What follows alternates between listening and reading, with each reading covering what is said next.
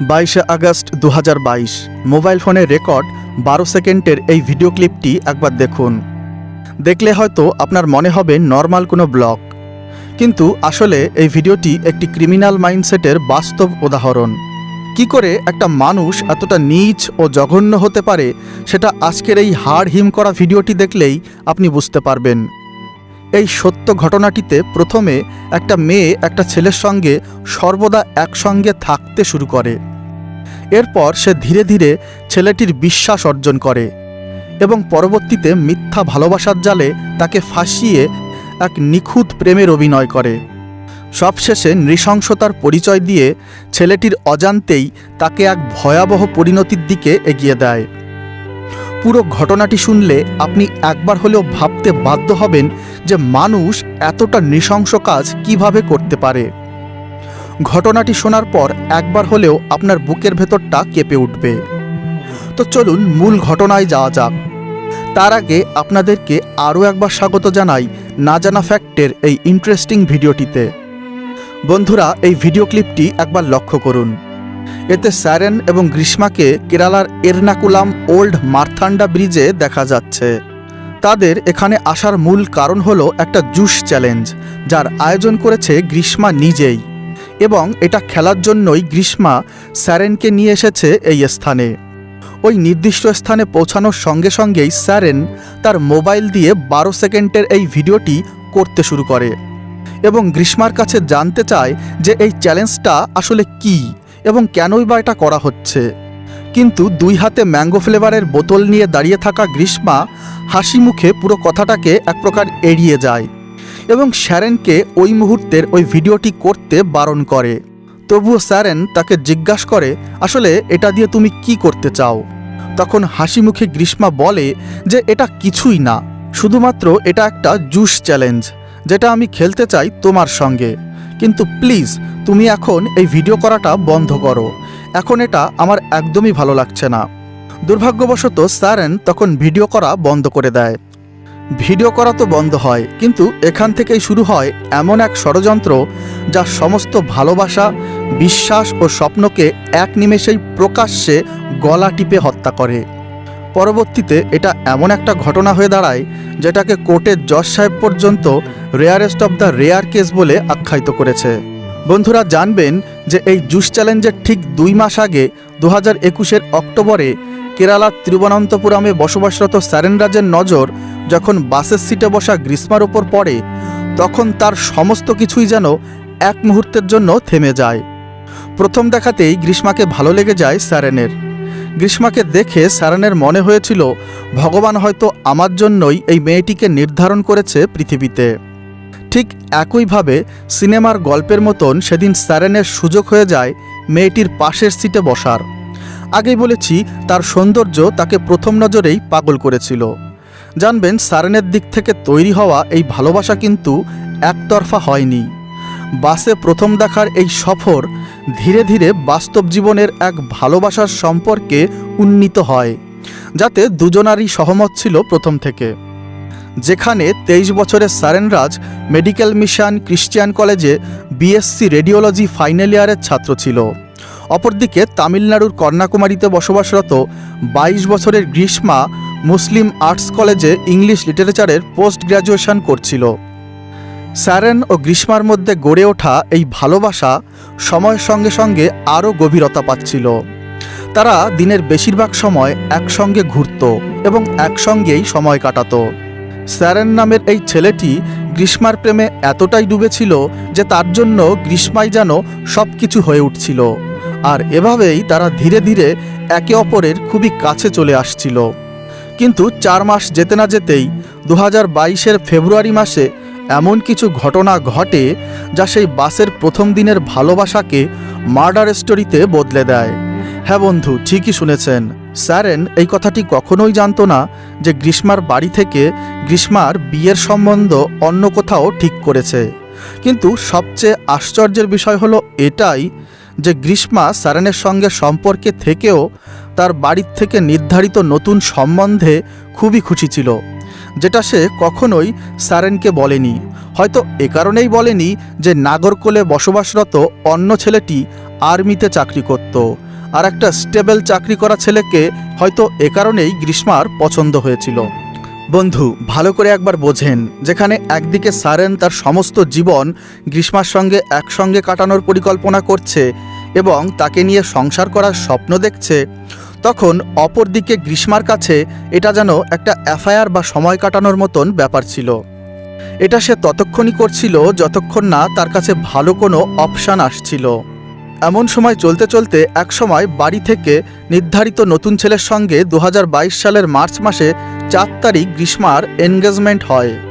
এমনকি 1 বছর পর তাদের বিবাহের তারিখ পর্যন্ত ঠিক হয়ে যায়। তো স্বাভাবিকভাবেই এই এনগেজমেন্টের ঘটনা যখন সারেন শুনতে পায়, তারপরে সে গ্রীষ্মার থেকে নিজেকে দূরে সরিয়ে নেয় এবং ব্রেকআপ করে ফেলে।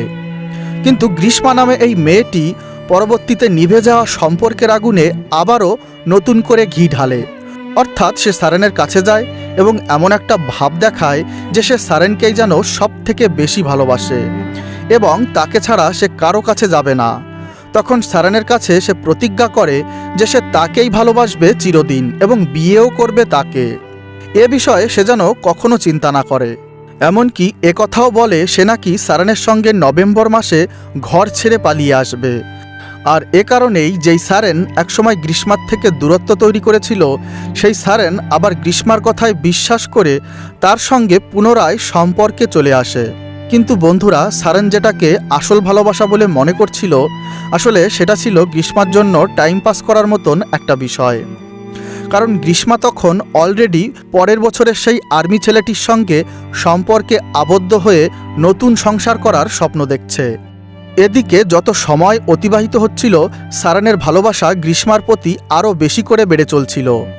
সে কিন্তু গ্রীষ্মার সঙ্গে এই রিলেশন নিয়ে খুবই সিরিয়াস ছিল। আর কেনই বা হবে না, কারণ গ্রীষ্মা তো অনেক বড় বড় প্রতিজ্ঞা করেছিল তার সামনে। এদিকে বিয়ের তারিখ ধীরে ধীরে কাছে চলে আসছিল।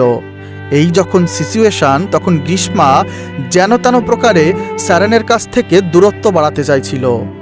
তবে সে মনে মনে এটাও জানতো যে এই কাজটা অতটাও সহজ হবে না, কারণ সারেন অলরেডি তাকে খুব বেশি করে ভালোবাসতে শুরু করেছে।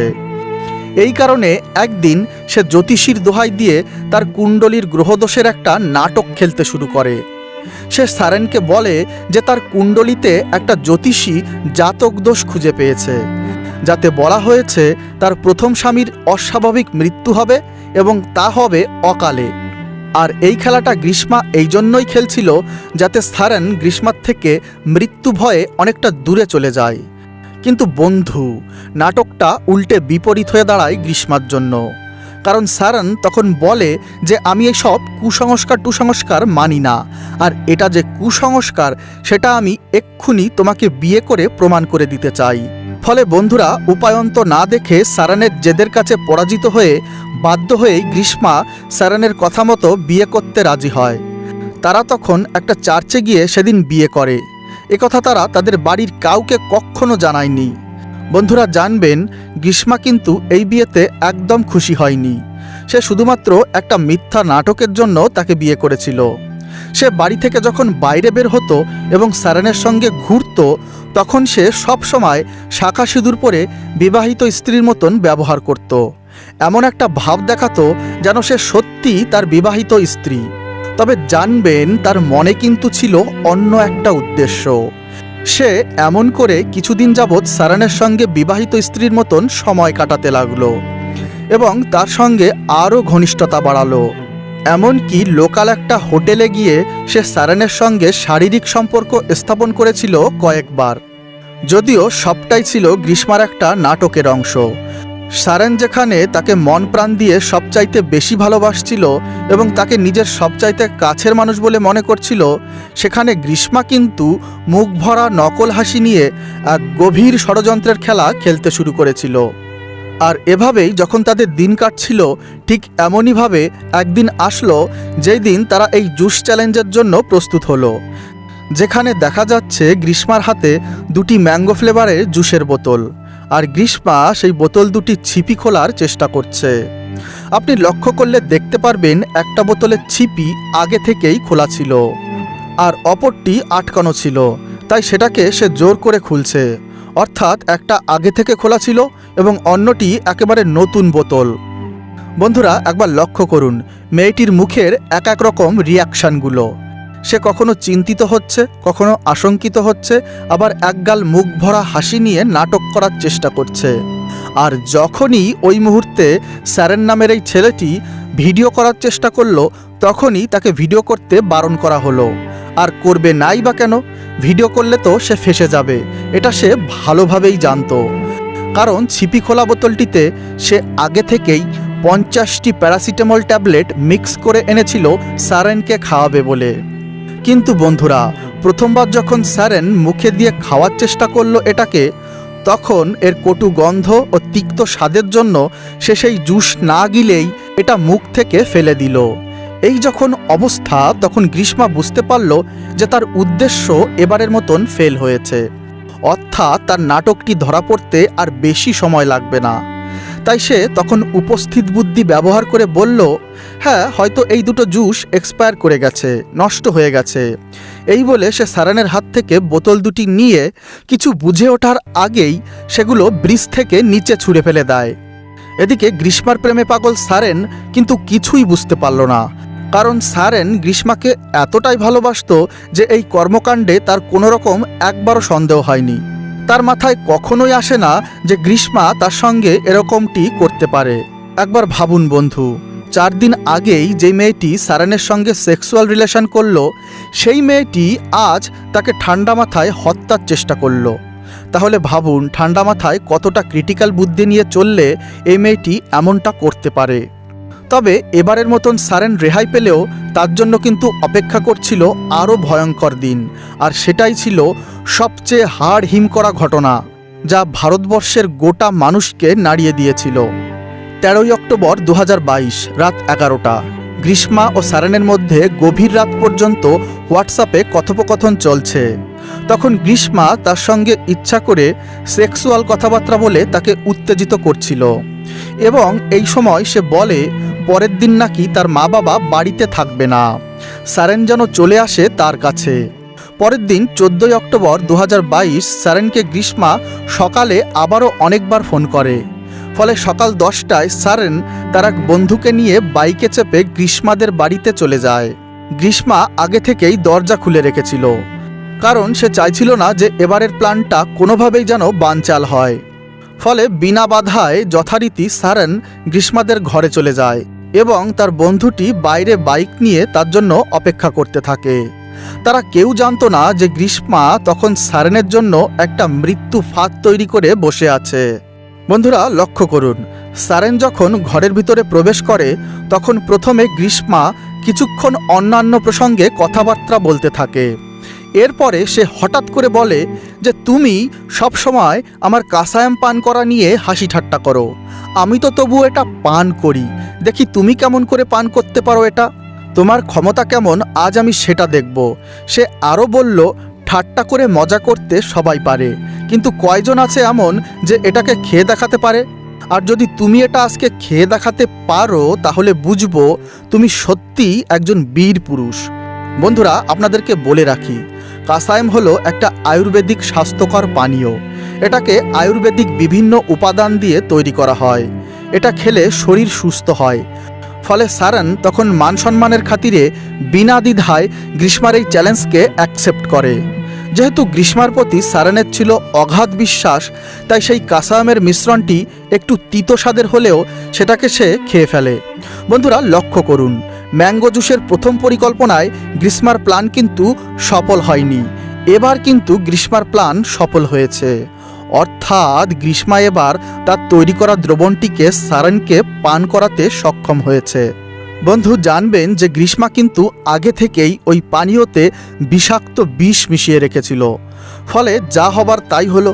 কিছুক্ষণ বাদেই স্যারেন অসুস্থ বোধ করতে শুরু করলো। তারপর সে একবার গ্রীষ্মাদের টয়লেটে এবং পরে বাইরে এসে আরও অনেকবার সবুজ কালারের এক প্রকার বমি করতে লাগলো। তখন তার বমি করার এই অবস্থা দেখে বাইরে দাঁড়িয়ে থাকা তার বন্ধু তার কাছে দৌড়ে চলে আসে এবং তাকে বাড়ি নিয়ে যাওয়ার জন্য বাইকে ওঠায়। বাইকে চলতে চলতে রাস্তায় আরও কয়েকবার দাঁড়িয়ে সে বমি করে।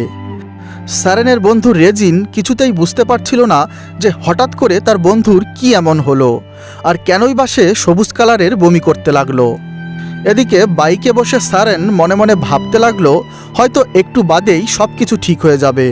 কিন্তু না বন্ধু, পরপর 3 দিন 3টি হসপিটাল পাল্টানোর পরও তার অবস্থার কোনো উন্নতি হয়নি, বরং আরও অবনতির দিকে চলে যাচ্ছিল তার শরীর। কিন্তু বন্ধু, সবচেয়ে আশ্চর্যের বিষয় হলো তখনও কিন্তু ঠান্ডা মাথায় খেলা খেলে যাচ্ছিল গ্রীষ্মা। সারেনকে যখন বাইকে করে নিয়ে যাওয়া হচ্ছিল তখন গ্রীষ্মা হোয়াটসঅ্যাপ করে জানায় যে তারও নাকি অনেকটা বমি হয়েছে। সে একই কাসাম খেয়েছিল, ফলে তারও মাথা খারাপ করছে। বন্ধুরা, তার উদ্দেশ্য এটাই ছিল যে তাকে যেন কোনো প্রকারে সন্দেহ না করে সারেন। কিন্তু বন্ধু, এদিকে দুর্ভাগ্যবশত সারেনের অবস্থা ক্রমশই অবনতির দিকে যেতে শুরু করে। এই যখন অবস্থা, 17 অক্টোবর 2022-এ গ্রীষ্মা তার সঙ্গে যোগাযোগ করার চেষ্টা করে, কিন্তু সে কোনো উত্তরই দিতে পারেনি, কারণ ইতিমধ্যে সে জীবন মৃত্যুর সংগ্রামে অবতীর্ণ হয়েছে। তাকে ভর্তি করা হয়েছে কেরালার মেডিকেল কলেজে। অর্থাৎ তার কথাবার্তা অলরেডি বন্ধ হয়ে গেছে এবং সে কোনো রকম মুভমেন্ট করতে পারছিল না। তার গলা দিয়ে এক ফোঁটা জলও যাচ্ছিল না দেহের ভেতর, এতটাই ক্রিটিক্যাল অবস্থা ছিল তার। ফলে তাকে ডায়ালিসিস করতে শুরু করলো হাসপাতাল কর্তৃপক্ষ। একের পর এক তার দেহের অঙ্গপ্রত্যঙ্গগুলো একে একে অকেজো হতে শুরু করলো। প্রথমে লিভার, তারপর কিডনি। এমন করেই 11টা দিন যাবৎ হাসপাতালে জীবন মৃত্যুর কঠিন সংগ্রামের পর মাল্টিপিল অর্গান ফেইলিওরের ফলে 2022-এর 25শে অক্টোবর বিকেল 5:55 নাগাদ সারেনের মৃত্যু হয়। বন্ধুরা, একবার কল্পনা করুন একটা মেয়ে কতটা নিষ্ঠুর হলে মুখে হাসি নিয়ে ঠান্ডা মাথায় এমন একটা নৃশংস খুন করতে পারে।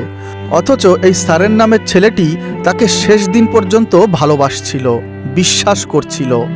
এখন আপনি হয়তো ভাবছেন এখানেই হয়তো সবকিছু শেষ হয়ে গেছে, কিন্তু না বন্ধু, এখানেই সব শেষ হয়নি।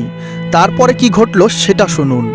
সারেনের মৃত্যুর পর তার বড় ভাই সিমন রাজ স্বাভাবিকভাবেই এই বিষয়টি নিয়ে খুবই সিরিয়াস হয়ে পড়ে এবং তাই সে তার ভাইয়ের বন্ধু রেজিনের সঙ্গে যোগাযোগ করে। এই রেজিনই সেদিন গ্রীষ্মাদের বাড়ি তার ভাইকে বাইকে করে নিয়ে গিয়েছিল। তার মুখ থেকে গ্রীষ্মাদের বাড়ি যাওয়ার থেকে শুরু করে কাসাম খেয়ে সবুজ বমির ব্যাপারে সমস্ত বর্ণনা তিনি একে একে মন দিয়ে শুনলেন। এই সমস্ত কিছু শোনার পর তখন তার প্রবল সন্দেহ হয় গ্রীষ্মার ওপর। ফলে তিনি তার ভাইয়ের মৃত্যুর পরের দিন অর্থাৎ 26শে অক্টোবর 2022 স্থানীয় লোকাল থানা পারসালায় গিয়ে এ বিষয়ে ডায়েরি করেন এবং পুলিশকে ঘটে যাওয়া সমস্ত বিষয়ে অবগত করে এবং একটা স্টেটমেন্ট দেয়। তার ভাইয়ের দেহের যাতে সঠিক পোস্টমর্টেম হয় তারও আবেদন করে। থানায় এফআইআর করার ঠিক 5 দিন পর 2022-এর 31শে অক্টোবর গ্রীষ্মাকে জিজ্ঞাসাবাদ করার জন্য থানায় ডাকা হয়। গ্রীষ্মা কিন্তু তখনও নাটক করে যাচ্ছিল পুলিশের সঙ্গে, অর্থাৎ সে পুলিশকে মিথ্যা বলে ভুল পথে চালিত করছিল। প্রথমে সে বলে সারেন নিজেই নাকি একটা জুস কিনে এনেছিল যখন সে তাদের বাড়িতে এসেছিল। সেই জুস নাকি তারা দুজনে খাওয়ার পরেই দুজনেই অসুস্থ হয়ে পড়ে। এমন করে নানা ধরনের মিথ্যা কথা বলে সে পুলিশকে বিভ্রান্ত করছিল। এদিকে তার অসংলগ্ন কথাবার্তা শুনে পুলিশের সন্দেহ আরও বাড়তে শুরু করে। ফলে পুলিশ তখনও ক্রমাগত তাকে আরও প্রশ্ন করতে থাকে। একটা পর্যায়ে গ্রীষ্মার এমন অবস্থা হয় যে সে আর উত্তর দেওয়ার মতন কিছুই খুঁজে পাচ্ছিল না। এই যখন অবস্থা, তখন গ্রীষ্মা হঠাৎই পুলিশকে বাথরুমে যাওয়ার জন্য অনুমতি চায়। পুলিশ তখন বাথরুমে যাওয়ার অনুমতি দেয়, কিন্তু বন্ধু, সে বাথরুমে প্রবেশ করার পর একটা কাণ্ড ঘটিয়ে ফেলে। সে সবাইকে অবাক করে দিয়ে বাথরুমের ভেতরে টয়লেট ক্লিনার খেয়ে চিত হয়ে শুয়ে পড়ে। ফলে বাধ্য হয়েই পুলিশ গ্রীষ্মাকে হাসপাতালে নিয়ে যায়। এরপরে হাসপাতালে সামান্য চিকিৎসার পর সে সুস্থ হয়ে যায়। বন্ধুরা জানবেন, এটা ছিল গ্রীষ্মার ঠান্ডা মাথায় একটা সাজানো নাটক, যাতে সে পুলিশের হাত থেকে রেহাই পেতে পারে আর এটা প্রমাণ করতে পারে যে সে সত্যি সারেনকে খুবই ভালোবাসত। কিন্তু বন্ধু, কাহাতাকার নাটক চলে। তার শেষের সময় ক্রমশই ঘনিয়ে আসছিল, কারণ সে অলরেডি পুলিশের জালে ফেসে যাচ্ছিল। এই ঘটনার 3 দিন পর আবারও তাকে থানার পক্ষ থেকে ডাকা হয়। এইবার কিন্তু পুলিশ আগের দিনের মতন কোনো ভুল করতে চায়নি।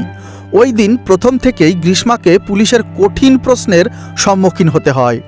পুলিশ তখন তার সামনে একে একে ইনভেস্টিগেশন এভিডেন্স যেমন call record, chat, text message এবং ইন্টারনেট সার্চিং হিস্ট্রি সমস্ত কিছু একে একে প্রেজেন্ট করে।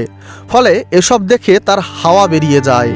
অর্থাৎ গ্রীষ্মা এবার নিরুপায় হয়ে তার সমস্ত অন্যায় একে একে স্বীকার করতে বাধ্য হয়।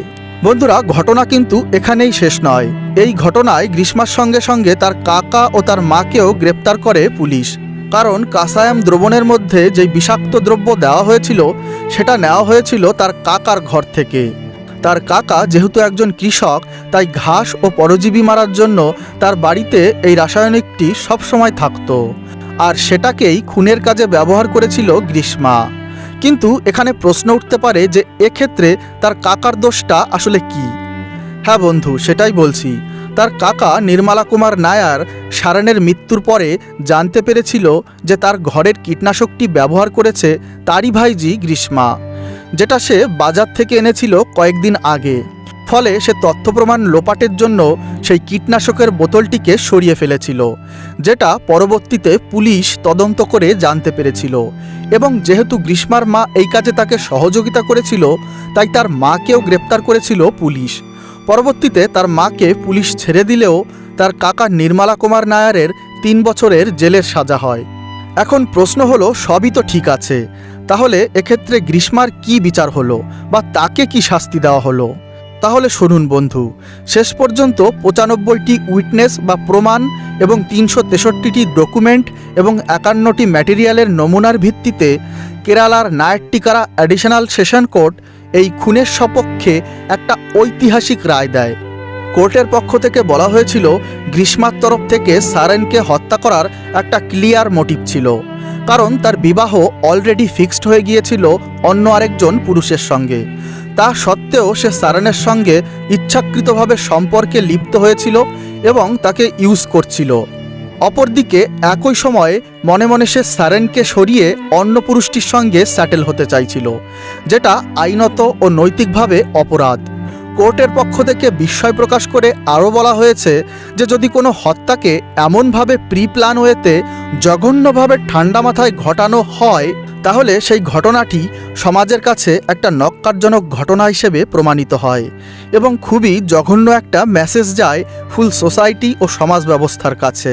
তাছাড়া একটা রিলেশনের মধ্যে থেকেও প্রেমের নাটক সহ শারীরিক সম্পর্ক স্থাপন করেও কিভাবে এত ঠান্ডা মাথায় একটা মানুষকে হত্যা করা যায় সেটা ভেবেও কোর্ট অবাক হয়েছে। এটাও বলেছে যে গ্রীষ্মা পুলিশ স্টেশনের টয়লেট ক্লিনার খেয়ে সিম্প্যাথি অর্জনের টেকনিক শুরু করেছিল। শেষ দিন পর্যন্ত সে পুলিশকে মিথ্যা বলে বিভ্রান্তও করছিল। এটাও খুবই একটা গুরুতর অপরাধ। অপরদিকে নিরীহ সারেন টানা 11টা দিন ধরে তিলে তিলে মৃত্যুর দিকে এগিয়ে গিয়েছিল হাসপাতালে। এক ফোঁটা জল পর্যন্ত তার কণ্ঠ দিয়ে নামেনি, যেটা কোর্টের মতে এটা কোনো শারীরিক টর্চারের থেকে কোনো অংশে কম নয়। তাই কোর্ট এই ঘটনাটিকে জঘন্যতম ও rarest of the rare case বলে বিবেচিত করেছে। গ্রীষ্মা এ প্রসঙ্গে কোর্টের কাছে একটা চিঠি লিখে অনুরোধ জানিয়েছিল যে তার বয়স মাত্র 24 বছর। তাছাড়া এর পূর্বে তার কোনো ক্রিমিনাল রেকর্ড নেই, অর্থাৎ তার শাস্তি যেন কম হয়। কিন্তু কোর্টের পক্ষ থেকে বলা হয়েছিল এরকম নৃশংস হত্যা এবং তার সঙ্গে সঙ্গে গভীর শয়তানি চিন্তাভাবনার বহিঃপ্রকাশ যার মস্তিষ্কে হতে পারে, না জানি সে পরবর্তীতে আবারও এইরকম ঘটনা ঘটাবে না তার কি গ্যারান্টি আছে। তাছাড়া তাকে যদি ক্ষমাও করা হয়, তাহলে পরবর্তীতে এসে সে অন্য কোনো সম্পর্কে লিপ্ত হয়ে আবারও এইরকম ঘটনা যে ঘটাবে না তার কি গ্যারান্টি আছে। কোর্টের মতে এই রকম আসামিরা কখনোই শোধরাবে না।